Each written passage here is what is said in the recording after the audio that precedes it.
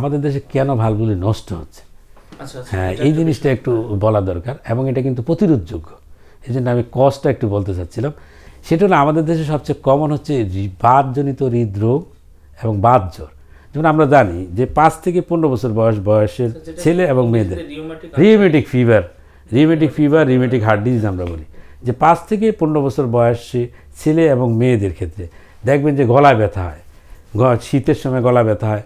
Beta haemolytic streptococcus নামে একটা bacteria দিয়ে এই ধরনের গলা যদি ব্যথা হয়, সেই গলা ব্যথা থেকেই কিন্তু হার্টের ভালভ এফেক্টেড হয়, যাকে আমরা বলি রিউমেটিক ফিভার এবং রিউমেটিক বাতজ্বর অথবা বাতজ্বরজনিত হার্টের সমস্যা আমরা বলি। বাতজ্বরজনিত হার্টের সমস্যা। তাহলে দেখা যাচ্ছে যে গলা ব্যথা বাচ্চাদের যদি হয়, সেই গলা ব্যথা যদি আমরা সঠিকভাবে চিকিৎসা না করি, পেনিসিলিনের মাধ্যমে চিকিৎসা করতে হবে। প্যানোক্সিমিথাইল পেনিসিলিন ট্যাবলেট পাওয়া যায় 250 মিলিগ্রাম, এই ওষুধের মাধ্যমে চিকিৎসা করতে হবে। আমি যদি সঠিক সময় গলা ব্যথার চিকিৎসা না করি, তাহলে কিন্তু পরবর্তীতে আমার ভালভ নষ্ট হয়ে যেতে পারে। তাহলে এটা কিন্তু একেবারেই সহজ, মানে এই রোগটা কিন্তু প্রতিরোধ করা। মানে বাচ্চাদের যখন গলা ব্যথা হবে অবশ্যই এটাকে গুরুত্বের সাথে নিতে হবে এবং তার চিকিৎসা করতে হবে ঠিক মতো। চিকিৎসা করলে কিন্তু ভালভ এফেক্টেড হবে না। আবার যদি বাতজ্বর যদি হয়েই যায়, বাতজ্বর হলে যদি আমরা বাতজ্বরের যদি সঠিকভাবে চিকিৎসা করতে পারি, তাহলে কিন্তু হার্টের ভালভ এফেক্টেড হবে না। তাহলে দেখা যাচ্ছে গলা ব্যথা বাতজ্বর চিকিৎসার মাধ্যমে আমি কিন্তু এই রোগ প্রতিরোধ করা সম্ভব। এছাড়া অন্যান্য কিছু কারণে হয়, যেমন হার্টের ইসকেমিক হার্ট ডিজিজ। যেমন ইসকেমিক হার্ট ডিজিজ হার্টের ব্লকজনিত হৃদরোগ থেকেও কিন্তু হার্টের ভালভের সমস্যা হয়।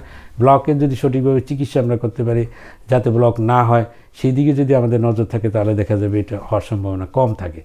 তারপর কনজেনিটাল হার্ট ডিজিজ, জন্মগতভাবে অনেকের সময় ভালভের সমস্যা হয়। যেমন জন্মগতভাবে যেমন মায়ের যদি ইনফেকশন হয়, রুবেলা ভাইরাস ইনফেকশন যদি হয় বাচ্চা পেটে থাকা অবস্থায়, তখন কিন্তু পালমোনারি ভালভে যেমন এফেক্টেড হয়। দেখা যাচ্ছে যে যখন একজন মায়ের বাচ্চা আসবে, সেই সময় কিন্তু অবশ্যই যত্ন নিতে হবে, কোনো ইনফেকশন যেন না হয়, এগুলোর দিকে নজর রাখতে হবে, তাহলে কিন্তু আমাদের ভালভে সমস্যা হবে না। আর একটা কারেক্টিভ কিছু ডিজিজ আছে কমন, দেখবেন যে হাঁটু ব্যথা, ঘাড়ে ব্যথা, কোমরে ব্যথা, তাই না? এদের কম বয়সে দেখবেন এই ধরনের ব্যথার সমস্যা নিয়ে রোগীরা আসে।